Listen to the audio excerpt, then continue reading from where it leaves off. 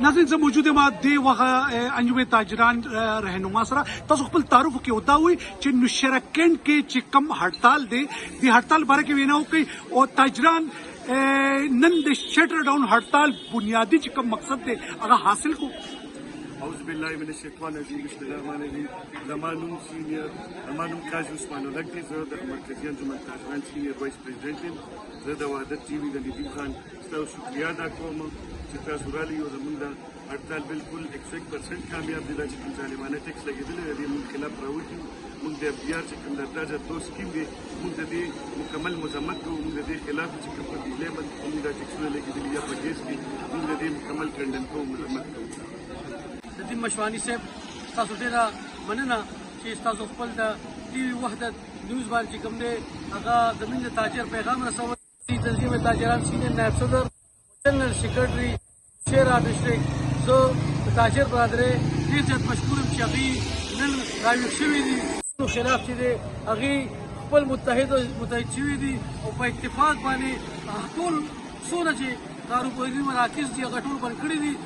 انشاءالله دا کوم ظلم او جبر والا ټیکسونه موږ باندې لګېدلي هغه موږ نامنظوره کوو او حکومت یې وخت ته هوش ناخون والی.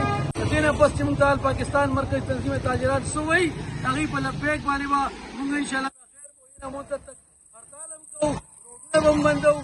دا زموږ قانوني حق دی چې موږ خپل د فارم شوی والا حکمران چې دي دا راویښ خپل تعارف وکړئ او دا وایي چې نن د هړتال باره کې تاسو تاجران دا هړتال ولیکئ او دا ظالمانه چې کوم فیصله ده دې باره کې لږ وینا وکړئ. جی بسم الله الرحمن الرحیم. د ټول نه پهله د رب کرم شکریہ مهرباني محمد شیراز خان قدرمن موبایل اونر پرویز خټک پلازا.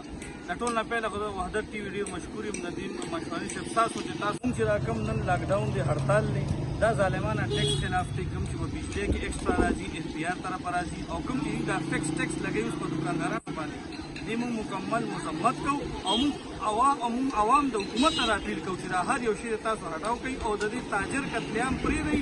ځکه را پاکستان 90% په دې تاجر باندې ولاړ دی چې تاجر نی نو ملک په معیشت څه کوي ملک په څه کوي. دا هړتال کله پورې جاري وي او ستاسو نیکسټ سټیپ بس شي؟ زمونږ خو نن ماښام پورې به زمونږ د هړتال وي او نیکسټ سټیپ به همدغه وي که مشران کوم وایي که دوی دا فیصلې نه مني نو پهله خو ریکویسټ دی چې حکومت زموږ فیصلې ومني. ځکه ندیم صاحب ما تاسو ته پهله هم وایي چې پاکستان په تاجر ولاړ دی ملک په تاجر ولاړ وي چې تاجر وي تاجر خپل انویسټ کوي نو معیشت پې ښه کېږي او چې معیشت ښه کېږي ملک په سټرانګ کېږي.